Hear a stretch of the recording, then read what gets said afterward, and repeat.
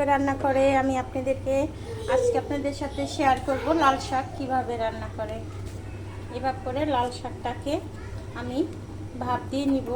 যেহেতু আমার শাক অল্প, তো সেই কারণে আমি অল্প একটু লবণ এটার সঙ্গে অ্যাড করে দিচ্ছি। প্রথমেই অ্যাড করে দিয়ে এটাকে একটু মিক্স করে দিব।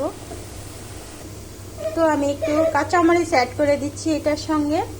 আমি একটু শাকটা ঝাল ঝাল ভাজি করব, এই কারণে আমি এই শাকটার সঙ্গেই মরিচটাকে এভাবে সিদ্ধ করে নিব, যাতে আমার শাকটা একটু ঝাল ঝাল ভাজি হয়।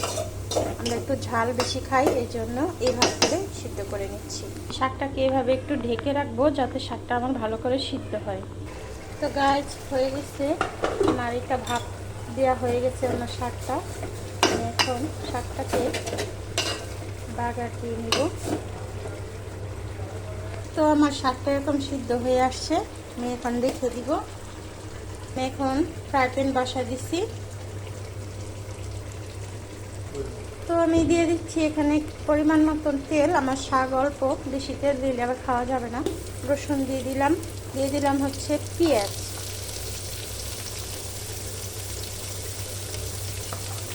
এটা মরিচ দিয়ে দিই সঙ্গে। আমি এটাকে এইভাবে ভেজে নিচ্ছি। আর ফ্রাই হয়ে আসছে, আমি এই পর্যায়ে একটু জিরা দিয়ে দিচ্ছি। জিরাটা এরকম পটপট করে ফুটবে, তখন আমি এটার সঙ্গে মিক্স করে আমি দিয়ে দিব আমার শাকটা। এরকম করে অ্যাড করে নিলাম, একটু ভেজে নিব।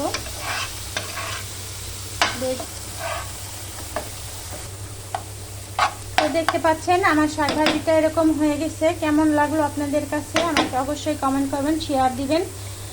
আপনাদের সবার কাছে আমি বলি যে আমার রান্নাটা কেমন লাগলো। আপনারা সবাই আমার জন্য দোয়া করবেন, আর আমার রান্নাটায় লাইক দিবেন, কমেন্ট করবেন, শেয়ার করবেন। আল্লাহ হাফেজ, থ্যাংক ইউ।